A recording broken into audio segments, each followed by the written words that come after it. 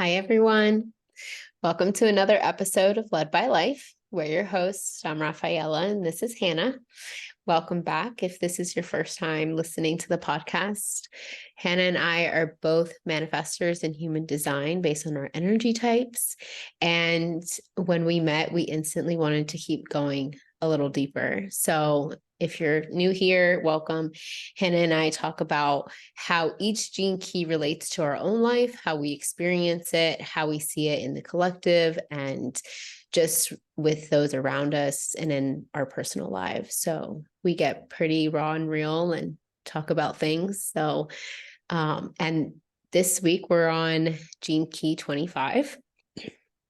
And actually, Hannah has this one defined. So it's the shadow of constriction, the gift of acceptance, correct? Yeah. And I actually don't remember the city. Universal love. Universal love. Yes. It's located in the G Center. And, I'll just share a little bit. Last week, Hannah and I came to do the podcast, and it just turned out that we really needed a moment for ourselves. We got pretty vulnerable with each other, had such a supportive conversation, I think.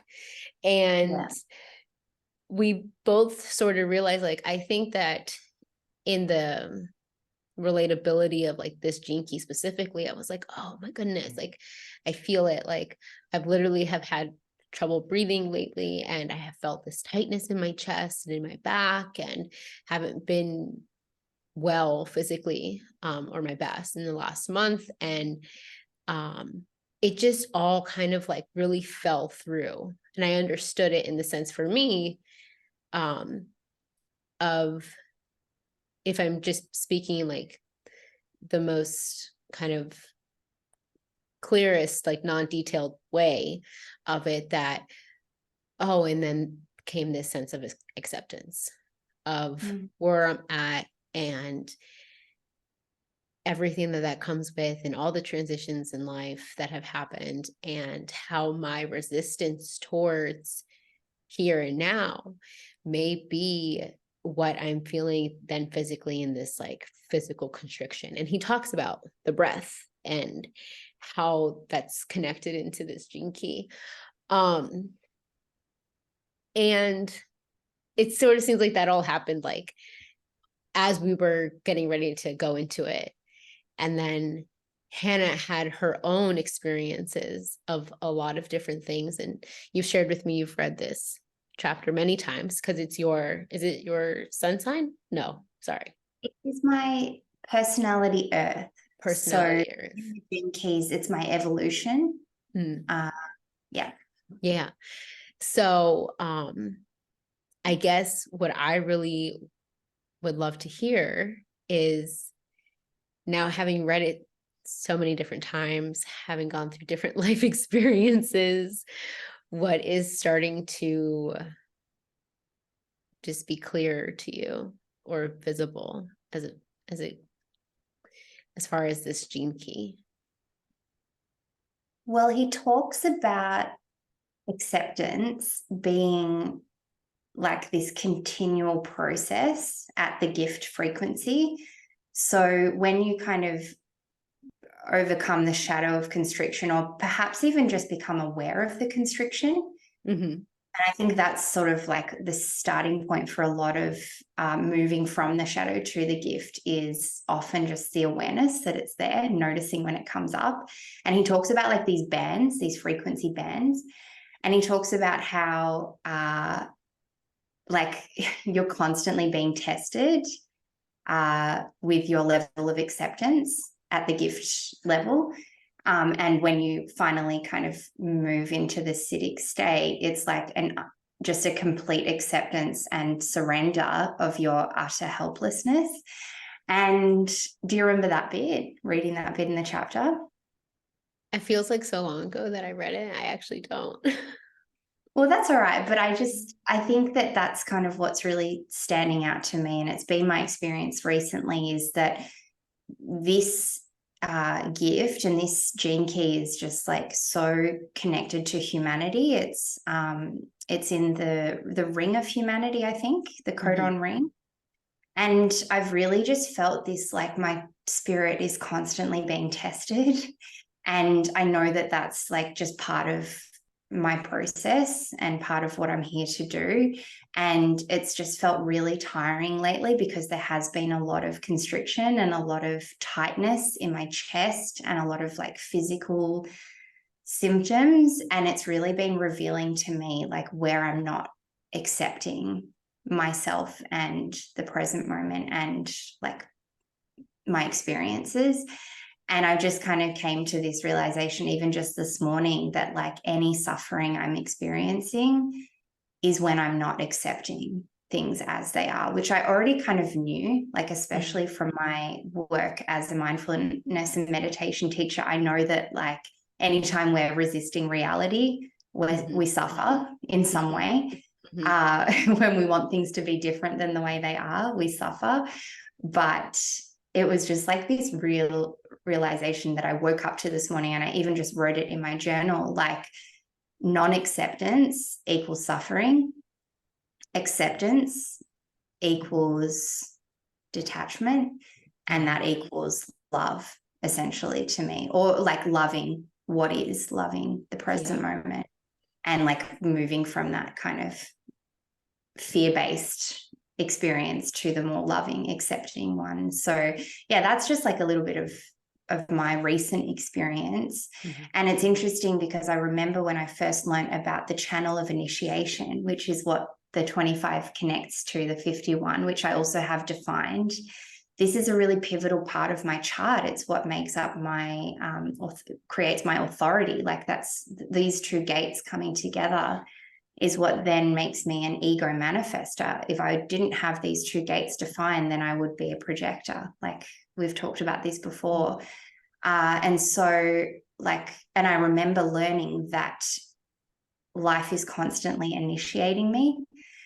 And it's like this ego going into the, you know, the heart center, going into the identity center. And it's like this energy of like competitiveness and wanting to be first, and almost like this egoic kind of energy being met with the spirit, you know, of the 25th gate, which is the gate of the spirit of the self. And I remember just learning that like I'm going to be constantly tested. My spirit will constantly be tested through this kind of channel, the energy of this channel, which is not always easy. No, and it made me, as you were sharing, it is your personality earth, correct? And that's signifying, so each of the big four that make up your incarnation cross is your personality earth, your design sun, design personality sun. Yeah, those four, right? And they all kind of resemble major themes in our life, and that's kind of what makes up this incarnation cross. That's this overarching theme. The what you're here to learn, what you're here to, your evolution, what keeps you healthy, and I can't remember the fourth one, or maybe if I'm overlapping. Your purpose. The last one. Yeah. Okay. So, right. And so this one being for you specifically, your personality earth, your evolution. It's what I'm here to learn. What you're here to learn. It almost seems just correct, right? That you will constantly, because I think about it, how do we evolve? Like we can only evolve by, in my opinion, through repetition, breakdown, growth, repetition, breakdown, growth, repetition, like over and over again until you like ascend literally to the highest frequency of that, whatever that means for you, right? In your form.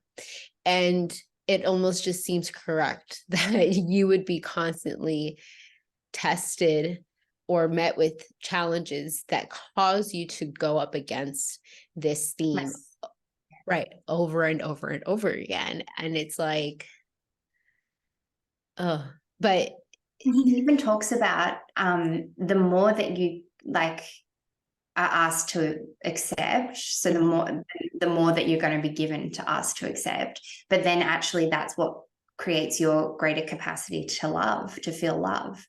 So it's like, in order to really kind of fulfill this purpose, the purpose of this gate, you have to go deeper and deeper and deeper into acceptance. it makes me think of like, and I maybe have talked about this story before on a previous podcast we've had, but it makes me think of, those stories. Yes, we have, when we've talked about forgiveness. Yeah. Because the stories that there are of men who forgive the murderers of their children, and how there's this just divine forgiveness that comes through them for this other person that is unexplainable. And it almost seems to me that, again, like, I guess if you're looking at this in that Siddhic state, that universal love, then it's like the utmost acceptance. The universal love is the utmost acceptance of everything that is, without judgment or concern or, Constriction. Yeah. Without limitation. And he actually said that, like, in order to understand the shadow, you have to look at the other side of the spectrum, which is the Siddhi, and it is like unlimited, unbounded love, right? So, and he talks about then, on the other hand, the shadow of constriction being wherever there's a lack of love, constriction is present. So anywhere there is a lack of love, constriction is present. I have to share this story with you real quick about what happened last night. Go ahead. So Travis and I decided to go to a sound bowl healing session, and he's never been, and I've been to two.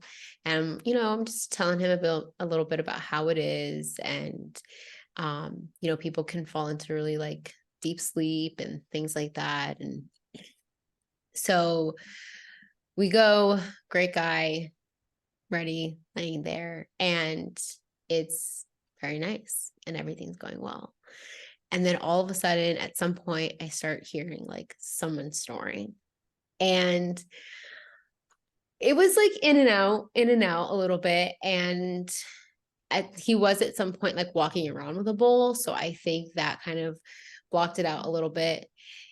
But there came a moment at the very, like, close to the end, where I was like, the snoring was getting louder and nothing was going to cover that. And I was thinking, okay, just accept it. Like, this is here in this moment, and it's part of this right now. So allow it to just be the sound, bring it in, don't resist it. And then immediately I was like, no, fuck that. Like, I don't want to hear this snoring right now. Like, I don't have to like it. I really don't. And then I just kind of sat there, and shortly after, like, that little internal fit I was having, it just so happened that it was close to the end. But I just share that because sometimes I think we can, I don't even really know. Like, I don't want to say throw blanket statements on everything, but I really had a hard time accepting the snoring yesterday. Like, I didn't want to. And I don't know how relevant that is to this, but I just had to share it with you because I had my own moment where I was like, well, it actually just unlocked something for me in that what it made me think of is, and like, yes, I completely agree with you. I think we all can relate to those experiences where we're like, we just don't want things to be the way that they are, or we're judging the experience that's happening. And we can create all kinds of stories around that. But our experience, or the way we perceive the experience, then determines how we feel about it and what like our attitude towards it, right? So if you're there in the sound healing being like, this is so shit, they shouldn't be snoring, why don't they shut up, why isn't someone saying something, or whatever kind of story, and I'm like, I don't know what you were thinking, but like any kind of story that we create around that, it's then going to mean that you're not enjoying the experience, right? Because there's some I loved it. resistance, there's some form of non-acceptance. And what it unlocked for me was that I've really been thinking about the connection between the 25th and the 46th, which is its programming partner. Program.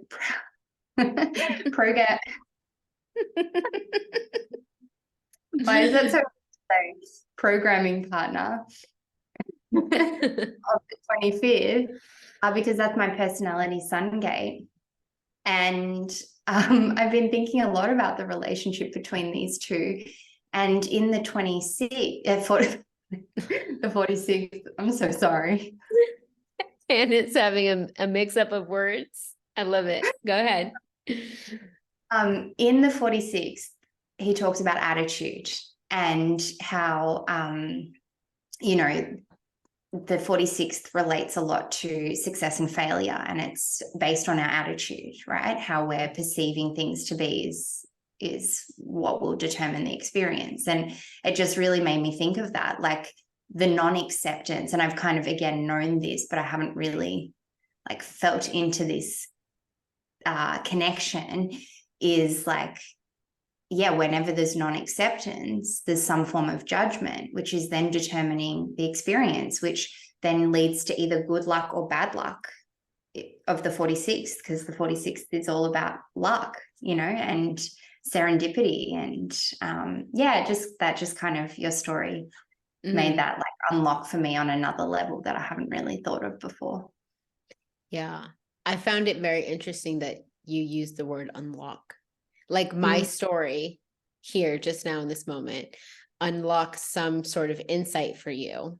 And I wonder if that's like me, because I do have that storytelling quality, that gate, wherever it is. I can't remember which one it is right now.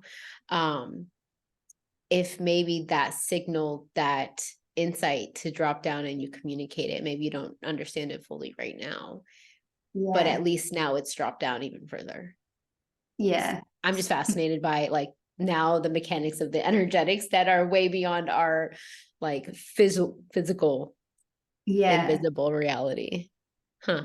And it's funny that I like was just tripping on my words and then like laughing about it with such a lightness, because often I can get really serious. Like that's the shadow of the 46th, is seriousness. And it just feels so heavy. And I feel like this 25th gate, when it's like when it's really aligned, or like when we're really in touch with that frequency, it's so light, it's so childlike. The 25th feels really childlike to me. It's like this young spirit that's just like so accepting, so loving, so just like whatever. Yeah. Does he talk about play? Or was this one of the previous ones? I think so. In the 25th. So. Yeah. I'm not entirely sure, but I just wonder if I remember that correctly. But so now, like having it connect more for you, given whatever's been going on, what do you think has been the greatest challenge in this process for you? Feeling the pain that comes with this shadow. Yeah, experiencing that, because I've had a few experiences, and I told you, I think, about some of them, but I even had another one last night where I just was so emotional and like just feel so much. And Rafa and I are both non-emotionals in human design. We're both open. So like, I don't know about you, but I'm a big feeler. Like I feel things in a big way. And I know often we can like pick things up and amplify it, but I have been moving through some really big emotions, and part of it's felt personal, and part of it's felt collective. And it's like almost, and I really feel like it was the 25th gate here, feeling like suffering on behalf of humanity, you know, like, yes, it's personal and I can create a personal story around what I'm feeling. Like, I don't feel good enough. I don't feel, or feeling like a sadness because maybe I wasn't loved in the way that I, you know, wanted to be as a child, feeling sadness for not being seen in the way that I want to be seen, or whatever it is. But then, like, it felt bigger than that. The pain that I was experiencing felt so much bigger than just me. And I think that that's what this gate is all about. Like, it's, you know, he talks about like Christ embodying this kind of energy of universal love and like taking on the suffering of all of humanity. And I'm not saying that that's what I'm doing here, but it's like just feeling like the suffering. And I suppose it's a beautiful thing, having the capacity to feel so much, but it's, on a personal level, it can be really challenging because it just feels so big. Right. And I just want to escape it sometimes. And I even said to you before we got on this call, like, I kind of had this realization with the shadow, the repressed nature of the shadow is ignorance. And I remember saying to you last week, sometimes I just wish I didn't know about any of this stuff, because it almost feels like, I don't know, it's like sometimes it almost feels harder to know about this stuff, and like to know about yourself and to know, to see it so clearly written out in a human design chart or in your hologenetic profile, because it almost feels like this responsibility once you kind of know, like, okay, this is who I am. It's almost like this responsibility to then embody it and to decondition anything that's not, you know, that's getting in the way of you like embodying your true self. And I remember saying to you, like, sometimes I just wish I didn't know this stuff. Sometimes I wish I could just like turn a blind eye and just forget all about it and then just like live blissfully unaware. Right. But it's not, like, ignorance is not bliss. And he says that in the chapter. It's actually more uncomfortable to turn away from the fear or from the pain or whatever it is. And he talks about like this, what is it? The sacred wound. Yeah. The 20s, about the sacred wound. And yeah, I don't know. I don't know where I was going with that. Well, back to like what you said at the beginning, I think that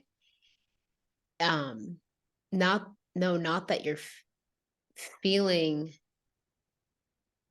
no, you are though, like, not that you're embodying Christ, or you're trying to in some fashion, but you know, maybe you are, like, maybe you are experiencing something that is just so deep that it gets conflicted between, okay, now what is mine and what is theirs?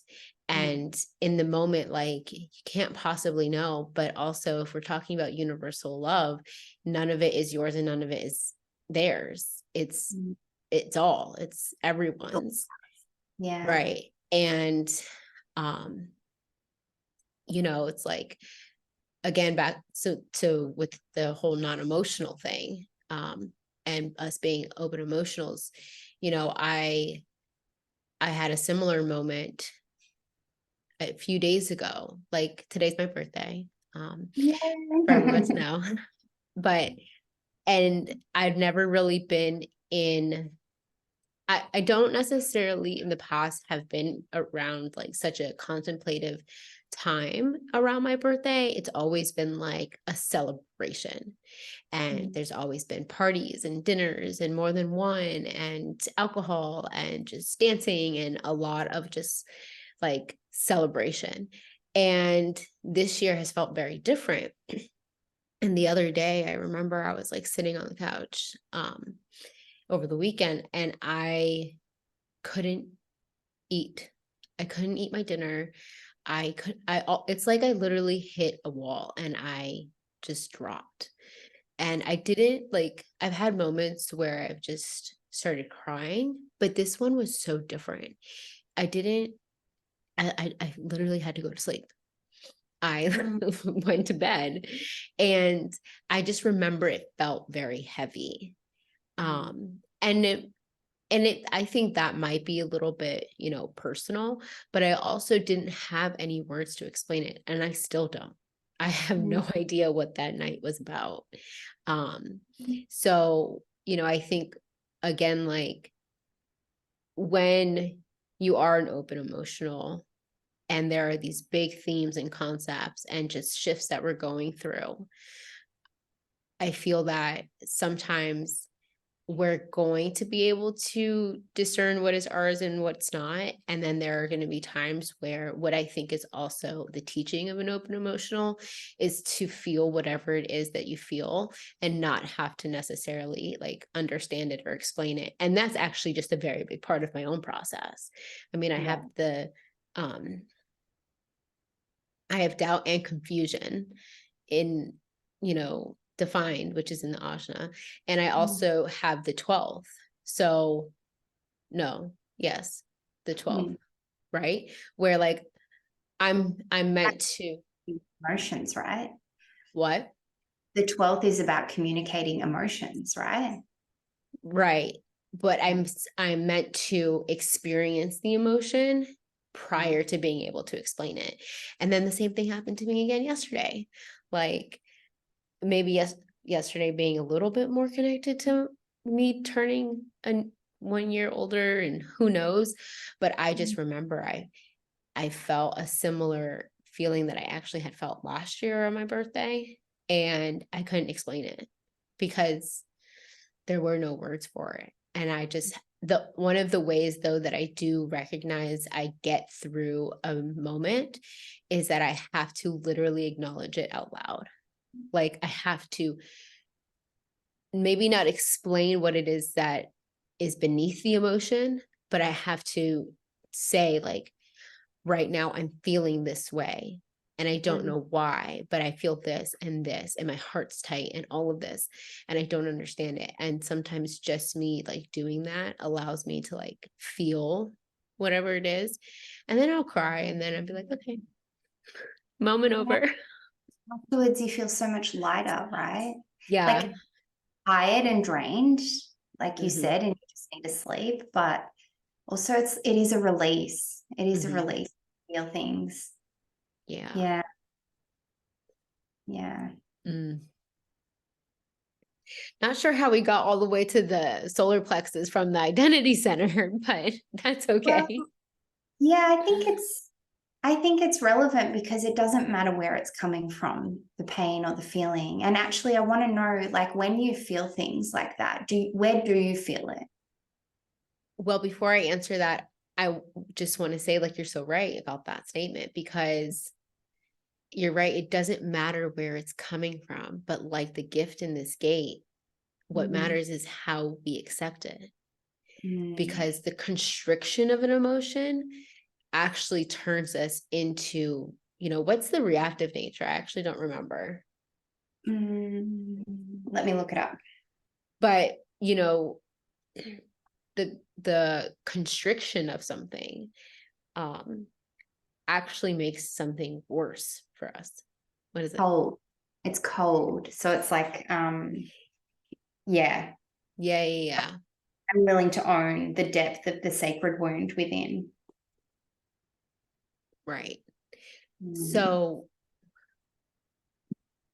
which is like what I do a lot of teaching of is like, you have to feel the feeling. You have to. And where I feel it, like I know that I feel anger in my head and in my face. Sometimes in my chest too.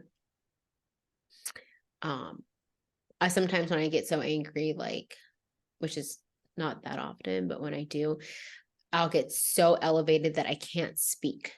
Like I'm shaky a little bit. But something like this most recent, like yesterday, I just felt like I literally couldn't breathe. Like it was in my chest and it was tight and it felt like this pressure. You know, and I wonder if even just me talking out loud, I wonder if what was being released was the rest of what was sitting within me from a year ago this year, like this time last year. Because this time last year, I was making the decision to go back home to tell my mom, hey, I'm leaving Florida and I'm going to go to Oregon. And that felt so intense, like so much pressure.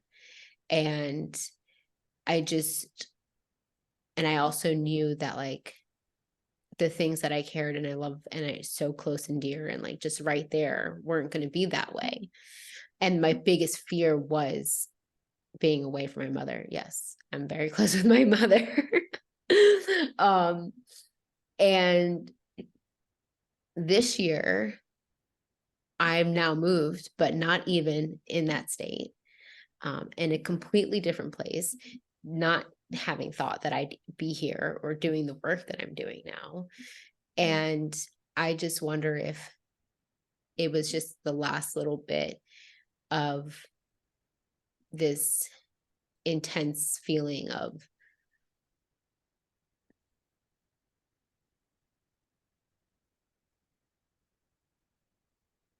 making a change, you know, because the 25th is also in the identity center.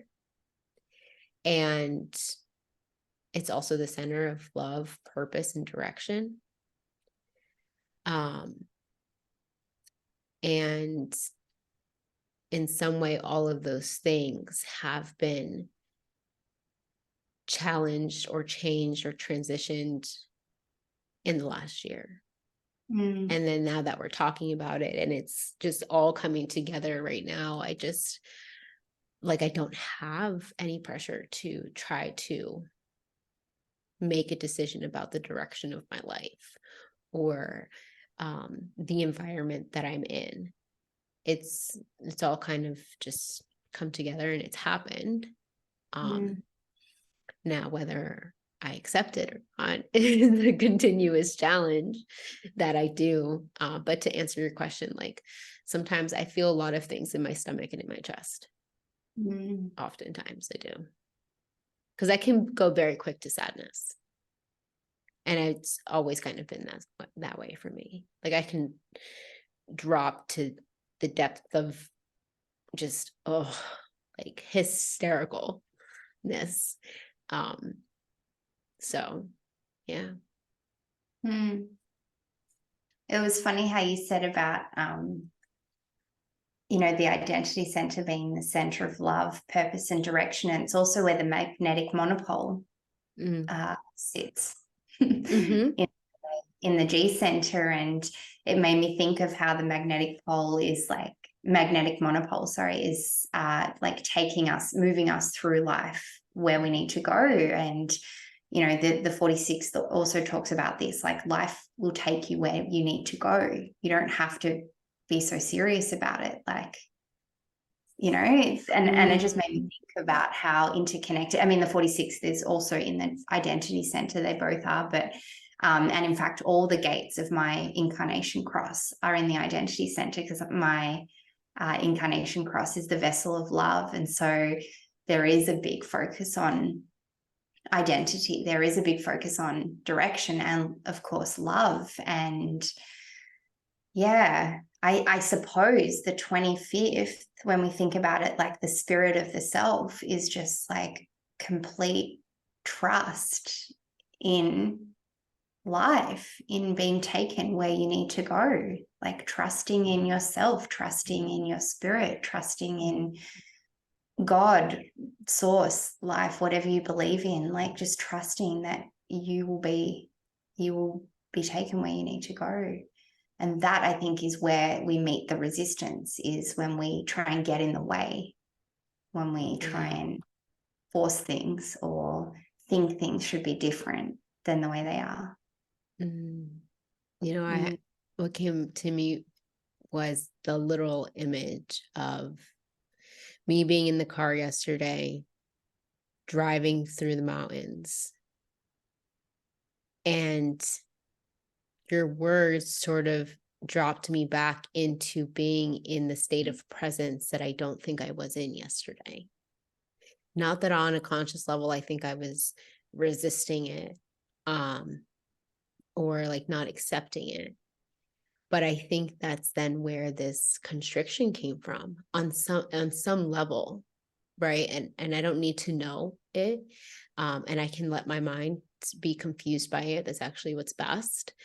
But I almost felt, as you were saying that, the presence of being in that experience because of the way you describe the magnetic monopole taking you to where it is that you need to go in this life on a very physical plane as well.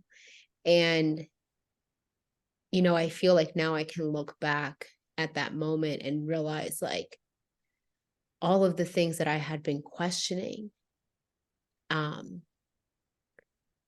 kind of come together to the very moment that I have wanted. A moment like that of driving through the mountains, looking at the trees and having the sun in the sky. It was honestly such a beautiful drive. And on some level, I know now, maybe not know what about, there was some constriction. Mm. Yeah, it's like you can be somewhere, but not really be there. Mm-hmm. Yeah. And it goes back to that idea of like our attitude determining our experience, because if we're there, but we're not really there because we're thinking about all these problems, all the things we need to do, all the stresses of life, then it's impacting the present moment experience. Yeah. Yeah. I'm not sure I'm fully articulating what my mind kind of like is processing with this whole connection between the attitude and I've just thought so much, and I've been contemplating so much on this 46th and then 25th because they are such key parts of my chart. And like, it's still there. It's still like swirling around. But yeah, there's definitely something there. Yeah. Yeah. I think that that's just the beauty of this process too, like something's happening and at the right time in the right moment. I like to believe that you'll convey whatever message it is that kind of connects when it does. Yeah. And I do want to say that I wouldn't ever go back and not know this stuff, even though sometimes you wish, like, I just wish things were simpler. I wish I didn't know about the fact that my incarnation cross is the vessel of love, because that feels like a huge responsibility. Like, okay, you're here to love yourself. That feels like a big responsibility. And then you're here to teach other people how to do that. That feels really big to me. And I know we've talked about this before, like the kind of weight of that responsibility. But I also wouldn't go back and change it, because I think ignorance isn't bliss. It's actually more uncomfortable to be unaware.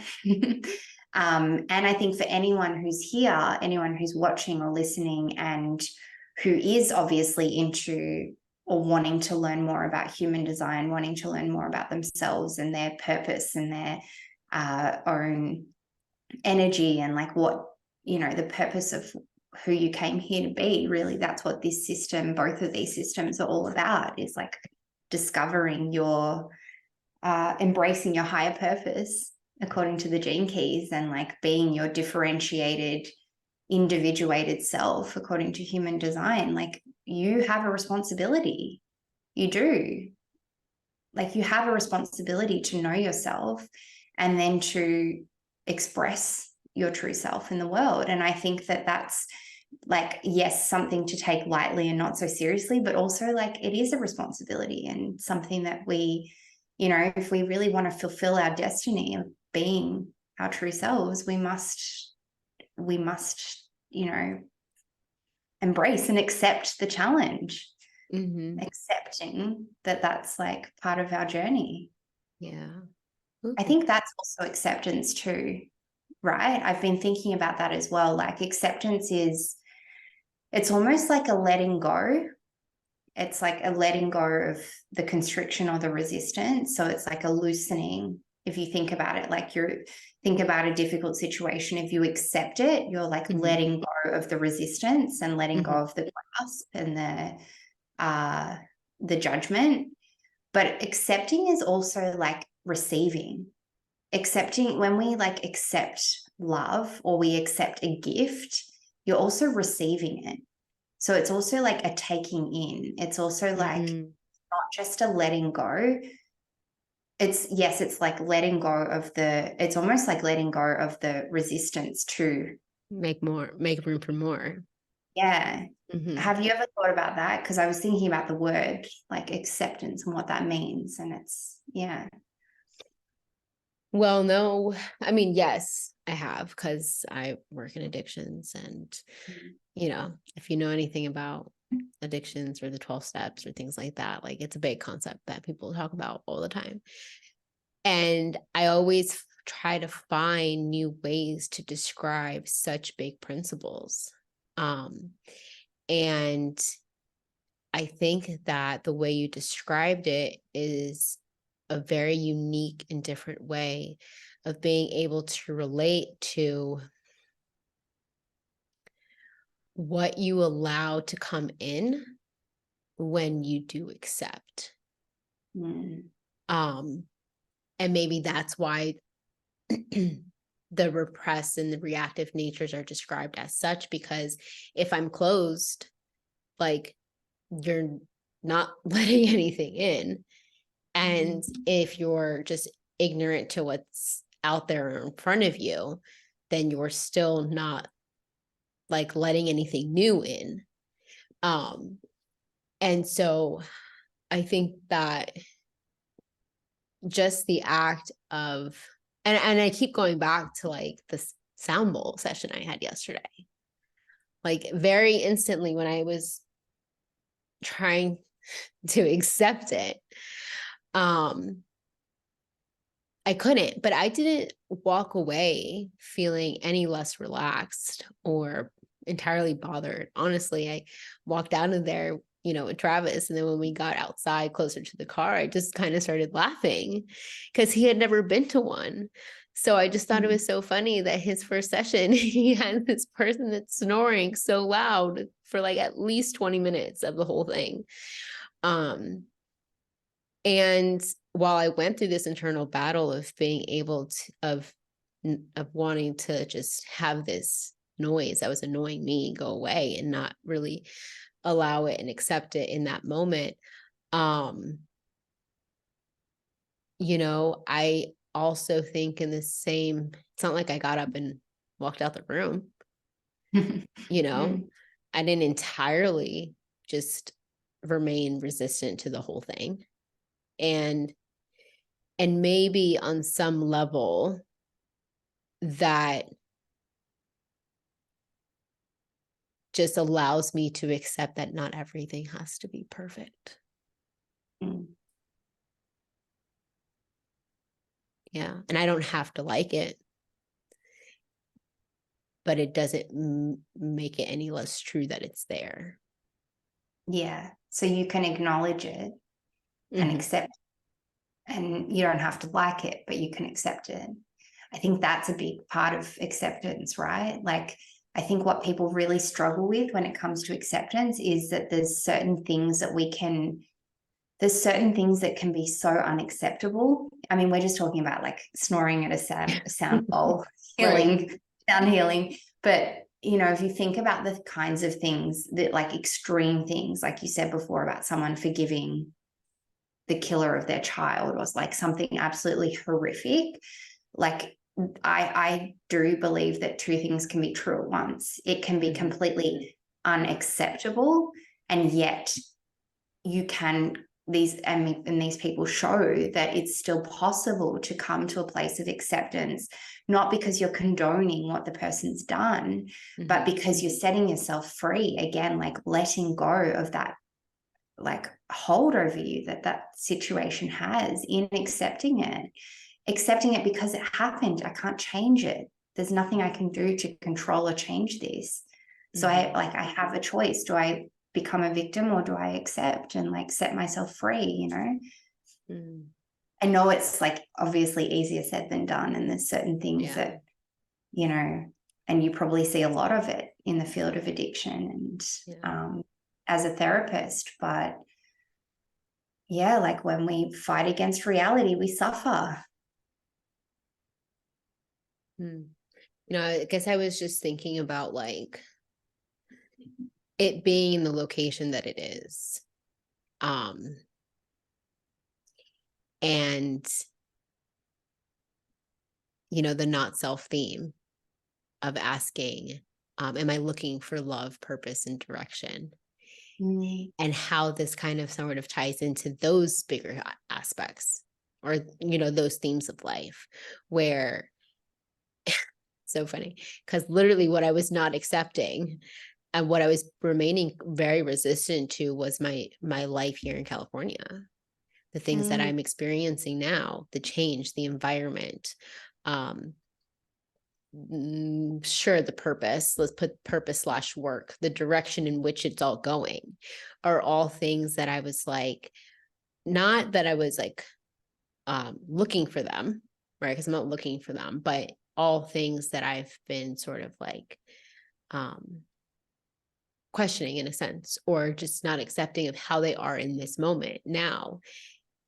And you know, on some level, whether it was the breath work I did I know it was the breath work I did a couple weeks ago, and the support that I had through that and our friendship and some other things, you know, I've just kind of like had a really refreshed sense of